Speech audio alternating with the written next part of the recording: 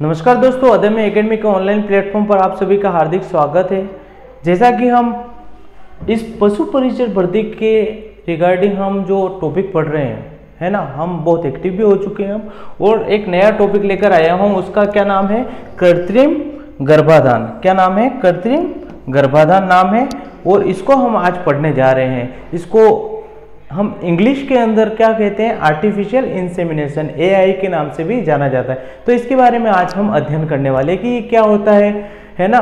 तो वो सारी चीजें हम आज अध्ययन करने वाले। चलिए आइए देखते हैं कि आर्टिफिशियल जो इंसेमिनेशन था, है ना, तो वो सबसे पहले कब किसने क्या किया था, वो सारा हम इंट्रोडक्शन पढ़ने वाले हैं। तो जनरल इंट्रोडक्शन के अंदर आर्टिफिशियल इंसेमिनेशन क्या होता है, और सबसे पहले ये वर्ड आया कहाँ से और किसने किया था, वो सारी चीजें हम जानते हैं। जैसे कि विश्व में अगर देखें, कहाँ पर देख रहे हैं हम? विश्व स्तर पर अगर हम देखें तो जो फर्स्ट कृत्रिम गर्भाधान था वो कब हुआ था?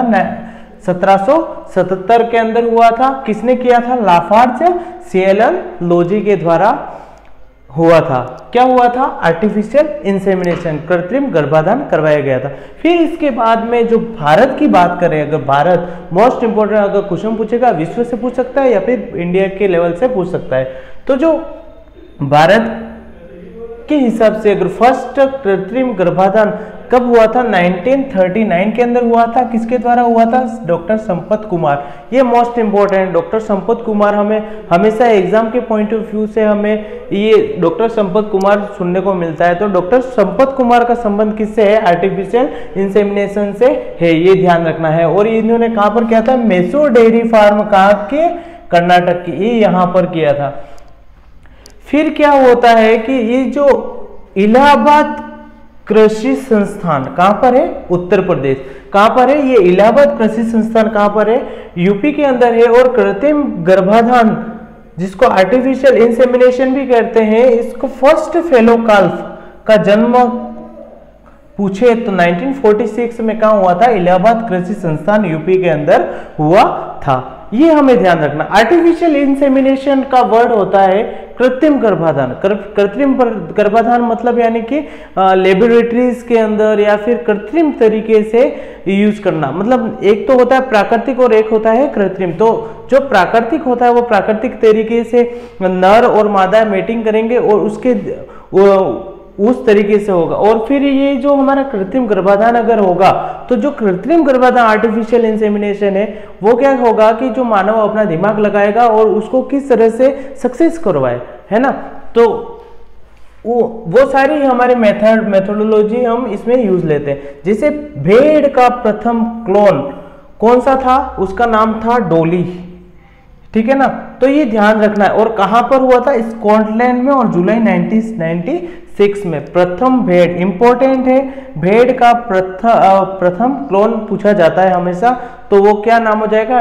डोली। और गाय का अगर पूछा जाए तो गाय का जो प्रथम क्लोन था वो कौन सा था? कागा। कागा नाम था, जो किसने विकसित किया था? जापान में, और 98 में।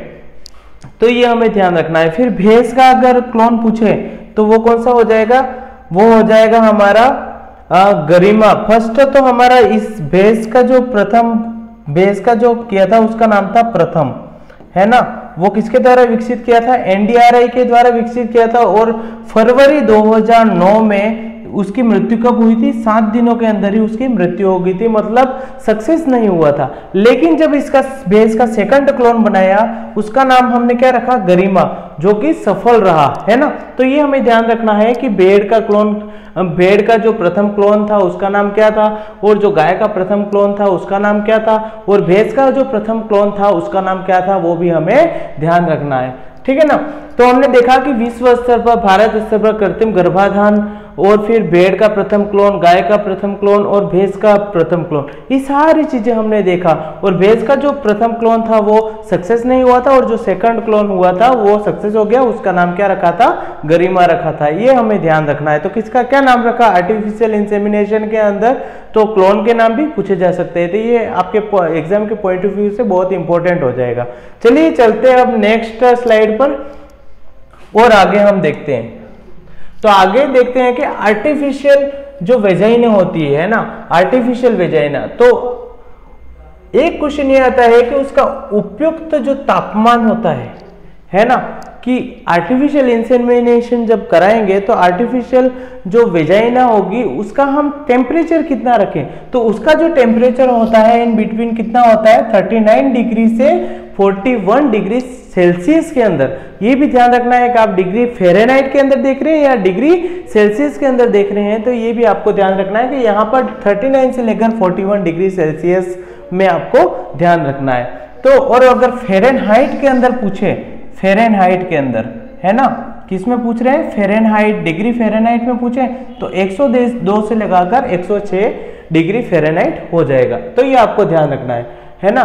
फिर हमारा वीर्य कलेक्शन के समय, जो वीर्य कलेक्शन होता है उस समय आर्टिफिशियल जो वेजाइना होती है उसको हम किस एंगल पर रखते हैं, तो ये भी एक बहुत ही इंपॉर्टेंट क्वेश्चन बन जाता है कि यहाँ पर जो 45 डिग्री एंगल पर रखा जाता है इसको, एक ये चीज ध्यान रखनी है। फिर वीर्य का जब हम वीर्य का कलेक्शन मतलब वीर्य जब हम इसको इकट्ठा कर लेते हैं तो इकट्ठा करने के बाद में क्या करते हैं, उसका डाइल्यूशन करवाया जाता है। तो डाइल्यूशन किस तरह से करें, तो डाइल्यूशन के लिए क्या क्या चीज मिलाते हैं इसमें, एक तो अंडे का पित्त मिलाएंगे है ना, योक ऑफ ये एक भी बोलते हैं इसको, योक ऑफ एक भी कहते हैं, और दूसरी चीज हम क्या मिलाएंगे, फ्रक्टोज मिलाएंगे, और तीसरी चीज मिलाएंगे हम ग्लिसरीन मिलाएंगे। तो ये आपको ध्यान रखना है कि वीर्य के तनुकरण के लिए वीर्य का जो डाइल्यूशन है, सीमेन को डाइल्यूशन करने के लिए हम क्या क्या मिलाएंगे, एक पित्त है ना, अंडे का पित्त मिलाएंगे, फ्रक्टोज मिलाएंगे, और क्या मिलाएंगे हम, ग्लिसरीन मिलाएंगे। ये आपके लिए बहुत ही इंपॉर्टेंट हो जाएगा, बहुत ही इंपॉर्टेंट हो जाएगा, इसको आपको ध्यान रखना है। फिर हम वीर्य का संरक्षण कैसे करें, वीर्य का कंजर्वेशन कैसे करें, तो वीर्य का कंजर्वेशन हम कैसे करेंगे कि हम तरल नाइट्रोजन, लिक्विड नाइट्रोजन के अंदर उसका तापमान क्या होना चाहिए, -196 डिग्री सेल्सियस में होना चाहिए, अगर हम तरल नाइट्रोजन के अंदर वीर्य को रख रहे हैं। अगर हम कार्बन डाइऑक्साइड के अंदर रख रहे हैं तो उसका जो तापमान होना चाहिए वो कितना होना चाहिए, -79 डिग्री सेल्सियस तापमान पर भी हम इसको कंजर्वेशन कर सकते हैं, कंजर्व कर सकते हैं। तो ये आपको ध्यान रखना है कि वीर्य का संरक्षण करने के लिए हम उपयुक्त तापमान क्या रखें, तो उपयुक्त तापमान क्या रखेंगे, अगर नाइट्रोजन, लिक्विड नाइट्रोजन ले लिया तो 196 डिग्री सेल्सियस रखना है, और इसके बाद में अगर कार्बन डाइऑक्साइड में अगर ले रहे हो तो हमें क्या हमें जो तापमान रखना है वो -79 डिग्री सेल्सियस तापमान रखना है। ये हमें ध्यान रखना है, ये भी आपका बहुत इंपॉर्टेंट हो जाएगा एग्जाम के पॉइंट ऑफ व्यू से। फिर हम जो नेक्स्ट देखते हैं कृत्रिम गर्भाधान की विधियां, मेथड ऑफ आर्टिफिशियल इंसेमिनेशन। तो ये जो होते हैं गाय भेड़ है ना, भैंस में, और इनमें अलग अलग होता है, तो वो हमें देखना है। तो एक जो होती है, एक होती है रेक्टोवेजाइनल विधि, ये बहुत ही इंपॉर्टेंट विधि है रेक्टोवेजाइनल विधि, जिसको हम गुदा योनि विधि भी कहा जाता है ना। तो ये जो विधि है कृत्रिम गर्भाधान आर्टिफिशियल इंसेमिनेशन की, ये कहां पर यूज किया जाता है, अगर इस तरह से अगर क्वेश्चन पूछा जाए तो ये गाय और भैंस में यूज किया जाता है। किस में यूज करेंगे, गाय और भैंस में। कौन सी विधि यूज करेंगे, रेक्टोवेजाइनल विधि। फिर हमारी जो दूसरे नंबर की जो विधि आती है रेक्टोवेजाइनल, तो हमारी भैंस और गाय के अंदर हो गए। फिर वेजाइनल स्पेकुलम विधि होती है, वेजाइनल स्पेकुलम, इसमें स्पेकुलम यूज होता है, और स्पेकुलम यूज होता है तो वो किसमें हो जाएगा, भेड़ और बकरी। मतलब हमारी दो तरह की कृत्रिम गर्भाधान आर्टिफिशियल इंसेमिनेशन करवाया जाता है। पहला है रेक्टोवेजाइनल विधि, रेक्टोवेजाइनल होता है वो होता है हमारा गाय और भैंस में करवाया जाता है, और दूसरा होता है वेजाइनल स्पेकुलम विधि। जो वेजाइनल स्पेकुलम विधि होती है वो भेड़ और बकरी में करवाया जाता है। इतना सा आपको ध्यान रखना है, ये मोस्ट इंपॉर्टेंट है, एग्जाम के पॉइंट ऑफ व्यू से मोस्ट इंपॉर्टेंट है, इसलिए आपको ध्यान रखना है। फिर ये होता है हमारा कृत्रिम गर्भाधान है ना। कृत्रिम गर्भाधान में क्या होता है कि जो सीमन होता है उसको कहां पर छोड़े है ना, जो सीमेन होगा उसको कहां पर छोड़े, तो ये छोड़ा जाता है मध्य सर्विक्स वाले भाग में, मध्य गर्भाशय ग्रीवा के अंदर छोड़ा जाता है। ये भी आपको बहुत बार एग्जाम में क्वेश्चन देखने को मिल जाएगा। तो ये आपको ध्यान रखना है कि जब भी हम आर्टिफिशियल इंसेमिनेशन करवाएंगे तब सीमेन हम कहां पर छोड़ेंगे, तो मिडल सर्विक्स भाग में छोड़ेंगे, ये हमें ध्यान रखना है। फिर हम नेक्स्ट देखते हैं, नेक्स्ट क्या देखते हैं कि पशुओं में अगर प्रजनन की विधियां देखें, प्रजनन की अगर विधियां देखें तो पशुओं में दो तरह से प्रजनन हमारा होता है। एक तो प्राकृतिक तरीके से होगा कि प्राकृतिक तरीके से होगा, और जो दूसरा होगा वो हमारा कृत्रिम आर्टिफिशियल तरीके से होगा। जो कृत्रिम तरीके से, जो प्राकृतिक तरीके से होगा उसमें तो क्या होगा, हमारा जो एक तो नर है और दूसरा कौन सा है, मादा है। मादा और नर क्या करेंगे, सेक्सुअल कांटेक्ट करेंगे, और सेक्सुअल कांटेक्ट करके क्या करते हैं, जीव की उत्पत्ति करते हैं। तो ये क्या होता है कि अगर ये सब भी पूछ सकते हैं कि जो एक नर होता है, कितना, एक नर जो पशु होता है उसके द्वारा एक वर्ष में कितने 80 से लगाकर 100 मादा पशुओं को कितना प्रजनित कर सकते हैं, 80 से लगाकर 100। तो ये आपको ध्यान रखना है। फिर आर्टिफिशियल जो इंसेमिनेशन होता है, कृत्रिम योनि विधि, आर्टिफिशियल इंसेमिनेशन, इसको एआई के नाम से भी जाना जाता है। आपको ऑप्शंस में एआई के नाम से भी ये चीज मिल सकती है। तो ये चीज आपको ध्यान रखना है। जो कृत्रिम योनि विधि है इसमें क्या होता है कि जो मादा होती है, कौन होती है, मादा होती है। तो जो ये मादा होती है वो हीट में एक विशेष प्रकार की पिचकारी द्वारा वीर्य को मादा में जननेंद्रियों में छोड़ा जाता है, ये हमें ध्यान रखना है। और इस विधि में क्या होता है, नर पर कितने 1000 से लगाकर 2000 मादा पशुओं को क्या कराया जा सकता है, प्रजनित करवाया जा सकता है सीमेन से, इतना ध्यान रखना। और ये जो कृत्रिम विधि आर्टिफिशियल इंसेमिनेशन विधि है वो एक बेस्ट मेथड भी बोलते हैं और इसको साइंटिफिक मेथड भी बोलते हैं, सबसे अच्छा तरीका माना जाता है, और ये एक वैज्ञानिक मेथड भी, विधि भी मानी जाती है। तो आपको ध्यान रखना है, आर्टिफिशियल इंसेमिनेशन आपके लिए बहुत ही इंपॉर्टेंट मायने रखने वाली है। और आर्टिफिशियल इंसेमिनेशन का अगर नाम आता है, आर्टिफिशियल इंसेमिनेशन सबसे पहले कहां पर हुआ था, इटली में। किस पे किया था, ये एक कुतिया पर किया था, है ना। तो ये आपको ध्यान रखना है। भारत में सबसे पहले कौन सा डेयरी फार्म था, मैसूर, है ना, कर्नाटक में, भारत में पूछ रहा है ये, है ना। तो भारत में कहां पर किया था ये, भारत में पूछे तो डेयरी फार्म मैसूर कर्नाटक में करवाया गया था। किसके द्वारा करवाया गया था, डॉक्टर संपत कुमार, है ना। वो फर्स्ट स्लाइड में मैंने बता दिया कि भारत में किसने करवाया था और एक विश्व के स्तर पर किसने करवाया था, आर्टिफिशियल इंसेमिनेशन। फिर हम नेक्स्ट चलते हैं। नेक्स्ट ये होता है कि कृत्रिम प्रजनन प्रक्रिया के निम्न चरण, किन किन चरणों से हमें मतलब गुजरता है जब भी आर्टिफिशियल इंसेमिनेशन करवाया जाता है। तो सबसे पहले हम क्या करेंगे, वीर्य को एकत्रित करेंगे, सीमन को एकत्रित करेंगे, और कृत्रिम योनि का इसमें क्या करते हैं, यूज करते हैं, ये हमें ध्यान रखना। सबसे विशेष इस वीर्य को एकत्रित करने के लिए कृत्रिम योनि का यूज करते हैं। और इसमें आर्टिफिशियल जो वेजाइना होती है, एवी का टेम्परेचर कितना होना चाहिए, तो गाय में मैंने कितना बताया, 41 डिग्री सेल्सियस, भैंस में कितना है, 39 डिग्री सेल्सियस। ये भी आपको ध्यान रखना है, बहुत इंपॉर्टेंट है ना। और सीमेन निष्कासन क्षमता किसमें कितनी होती है, कभी कभी बहुत बार क्वेश्चन पूछ लेते हैं कि सांड में कितनी होती है, जो बकरा होता है उसमें कितनी होती है, फिर मानव होता है उसमें कितनी होती है, फिर सुअर होता है उसमें कितना होता है, घोड़ा होता है उसमें कितना वीर्य की निष्कासन की क्षमता होती है। तो ये चीज आपको ध्यान होनी चाहिए। तो सबसे पहले हम सांड की बात करें तो इसके वीर्य निष्कासन की क्षमता कितनी, 8 ml होती है। कितनी होती है, 8 ml होती है। और अगर बकरी की बात करें तो उसकी कितनी होती है, 1 ml होती है। और मानव की बात करें तो मानव की कितनी होती है, 3.5 ml। कितनी होती है, 3.5 ml। और अगर सुअर की बात करें तो सुअर में 250 ml होती है, और घोड़ा की बात करें तो 70 ml होती है। और इसमें जो सबसे इंपॉर्टेंट हो जाएगा वो हो जाएगा सुअर और घोड़ा। तो सुअर में जो वीर्य निष्कासन क्षमता कितनी हो जाएगी, 250 ml, और घोड़ा में कितनी हो जाएगी, 70, और सुअर में 250 ml हो जाएगी। तो ये आपको ध्यान रखना है ना। वीर्य सीमेन कलेक्शन निष्कासन क्षमता, है ना। तो ये चीज आपको ध्यान रखना है। फिर नेक्स्ट चलते हैं हम कि वीर्य परीक्षण, अगर हमने कलेक्शन कर लिया, वीर्य कलेक्शन कर लिया है, कंजर्व कर लिया है ना, इस कलेक्ट कर लिया है, इसके बाद में वीर्य का हम परीक्षण कैसे करें, है ना। तो उसके लिए 2 मेथड होते हैं। एक मेथड का नाम है BBC, क्या नाम है, BBC, और उसका नाम क्या हो जाएगा, ब्रोमोमिथाइल ब्लू कार्टिलेज। क्या हो जाएगा? Bromo methyl blue cartilage test, है ना।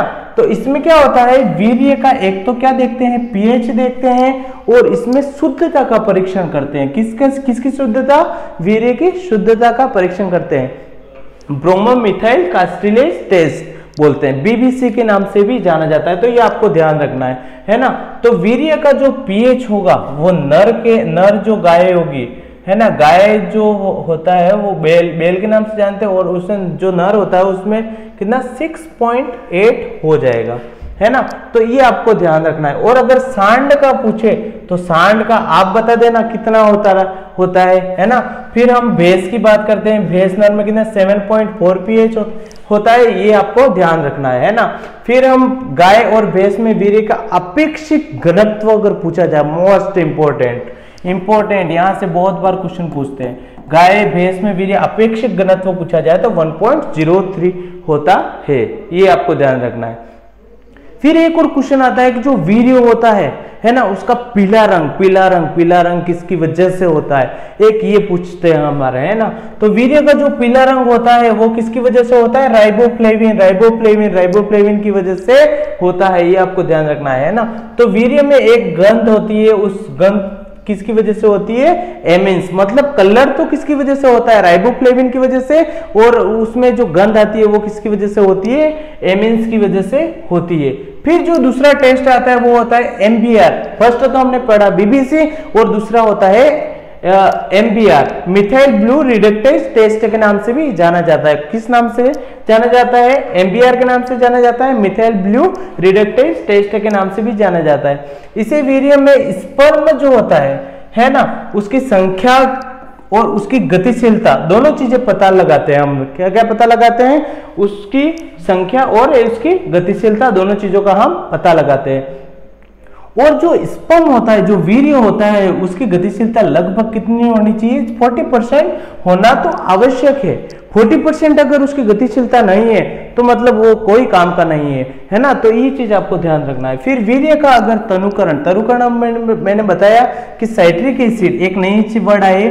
सबसे पहले हम तो क्या अंडे का योग पित्त, अंडे का पित्त यूज कर रहे थे, है ना। फिर और भी सारी चीजें, फिर एक और चीज ऐड कर लेना, साइट्रिक एसिड का भी यूज किया जाता है ना। और एक वीर्य का भंडारण हम तो कमरे के तापमान पर देखें तो गर्मी में कितना 4 से 6 घंटे के लिए कर सकते हैं, और 4 डिग्री सेल्सियस टेम्परेचर पे देखें तो 3 से 4 दिन तक कर सकते हैं। और 196 डिग्री टेम्परेचर पर कर रहे थे हम, किस में कर रहे थे? नाइट्रोजन, तरल लिक्विड नाइट्रोजन में कर रहे थे, है ना।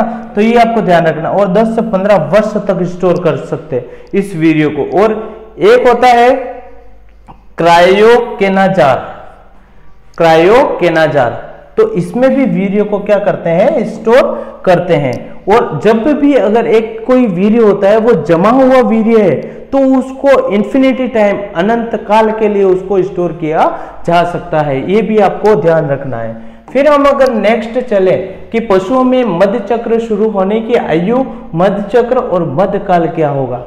मतलब क्या होगा, अगर पशु है तो उसका प्रथम बार जनन की आयु कितनी हो सकती है। अगर हम पशु में अगर किसकी देखते हैं, भेड़ की बात करें तो उसकी आयु अगर प्रथम बार प्रजनन हो रहा है, प्रथम बार हो रहा है तो वो कितने माह का होना चाहिए? 12 से 18 माह का। फिर बकरी की बात करें तो 15 से 19 माह का होना आवश्यक है। फिर संकर या फिर विदेशी गाय की बात करें तो 20 से 24 माह होना बहुत ही आवश्यक है। और मोस्ट इंपोर्टेंट आता है हमारी भारतीय गाय, जिसको हम बोलते हैं बोस इंडिकस के नाम से भी जाना जाता है, बोस इंडिकस के नाम से भी जाना जाता है। और उसकी जो प्रथम बार जनन की आयु कितनी होनी चाहिए? 36 से लगाकर 40 माह तक की होनी चाहिए। फिर हम बात करते हैं भैंस की, मोस्ट इंपोर्टेंट भैंस की बात करते हैं। और भैंस में जो बात करेंगे वो करेंगे हम 36 से लगाकर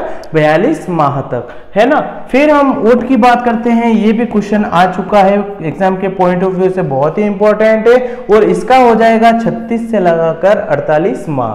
मतलब आपको समझ में आया होगा कि जो एक तो भेड़ की बात करी, बकरी की बात करी, संकर विदेशी गाय की बात करी, भारतीय गाय की बात करी और भैंस की बात करी और ऊंट की बात करी, और उनके प्रथम बार प्रजनन की आयु भी पूछ सकते हैं, तो आपको ध्यान रखना है मोटा मोटी, है ना। फिर हम जब नेक्स्ट चलते हैं, नेक्स्ट क्या होता है, एक होता है मध्यकाल, एस्ट्रस पीरियड, है ना, एस्ट्रस पीरियड। तो उस समय क्या होता है कि जो भी मादा पशु होता है ना, जो मादा पशु होता है वो नर पशु के साथ संभोग का इच्छुक होता है। इससे गर्मी, इस वर्ड को भी है ना बहुत समझना जरूरी है, गर्मी में आना कहते हैं इसको, है ना।